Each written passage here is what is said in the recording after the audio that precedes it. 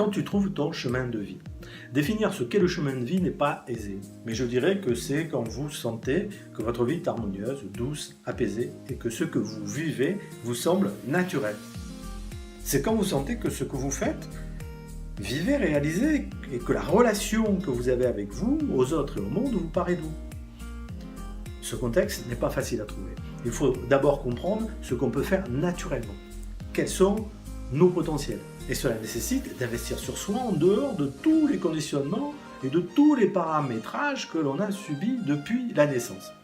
Ce qui nous aide, c'est quand on a un gros souci, quand on a une grosse remise en question. Alors, il est vrai qu'il y a plusieurs cas de figure en matière de chemin de vie. Il y en a qui le trouvent tout de suite. Ils savent ce qui leur convient. Ils le savent très tôt. Et ils font leur vie avec cette impression de faire ce qui leur semble naturel pour eux. On le voit quelquefois, mais pas uniquement, chez les comédiens et les artistes en général. Avec ou sans succès, mais c'est ce qui leur convient et qui leur fait du bien et ils le savent. Il y en a d'autres pour qui la découverte est aussi précoce, mais qui quittent ce chemin de vie pour rentrer dans la norme. Ils se disent que la vie a des impératifs, matériels notamment, qui font que rentrer dans la norme est plus sûr. Ça les conduit, bien sûr, à passer une grande partie de leur vie à ruminer, à poser divers questionnements qui ne seront pas doux ni rassurants. Mais cela concerne beaucoup de gens. Et puis il y a ceux, en majorité, qui n'ont pas conscience de ce qui leur fait du bien. Ils vont se laisser porter par l'environnement et construire une vie à travers des chemins tracés par les autres. Cela nous concerne tous, plus ou moins. Mais c'est vrai qu'une grande majorité de personnes se retrouvent dans une situation où elles ne cherchent pas quelles sont ces aptitudes particulières, comment les mettre en œuvre et comment faire en sorte qu'elles les rendent heureux. Mais ce n'est pas uniquement la notion d'aptitude innée. C'est le fait de sentir qu'un domaine, une activité, une façon de vivre, un mode de vie et une interprétation de la vie vous fait du bien. Et c'est vrai que nous qui parlons essentiellement de crise de la quarantaine, nous voyons que cette crise est une vraie opportunité de repositionner sa vie sur le bon chemin. La crise de la quarantaine, et même quelle que soit la crise de vie, et quel que soit l'âge de la remise en question, est une opportunité de changer. Certaines personnes d'à peine 30 ans ont remis en cause leur vie. Essentiellement parce qu'elles venaient de vivre un événement difficile ou dramatique, tel qu'un divorce, une maladie ou un décès. Ça les a amenées à repenser leur vie, jusqu'à leur présent.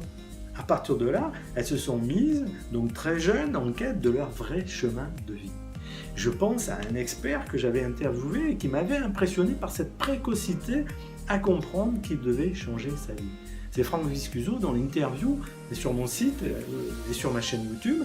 Je vous mets le lien ici si ça vous intéresse. Alors du haut de ses 38 ans, il donnait son avis sur la crise de la quarantaine qui selon lui peut arriver très tôt, comme dans son cas, vers 30 ans. Et donc pour le chemin de vie, les remises en question sont favorables pour vous y replacer. À condition que vous fassiez le bon investissement, c'est-à-dire que vous sachiez poser les termes de votre vie jusqu'à présent, que vous sachiez comprendre pourquoi vous avez abouti à cette situation de crise et pourquoi vous souffrez. Et ensuite, que vous soyez capable de décider de changer, tout ça en commençant par votre changement à vous. C'est donc un reformatage complet que ce changement de vie et de vouloir mener la vie qui vous ressemble grâce au changement positif. Et le thème principal, c'est de vivre la meilleure version de vous-même. Cet investissement est important, nécessaire, utile, libérateur et épanouissant. Cette démarche donne du sens à votre vie. Le sens que vous êtes vraiment sur le bon chemin. Ce qui compte, c'est le chemin que vous tracez. Et dans la conscience que ce que vous vivez sur ce chemin est fait pour vous. Ce chemin définit le sens de votre vie.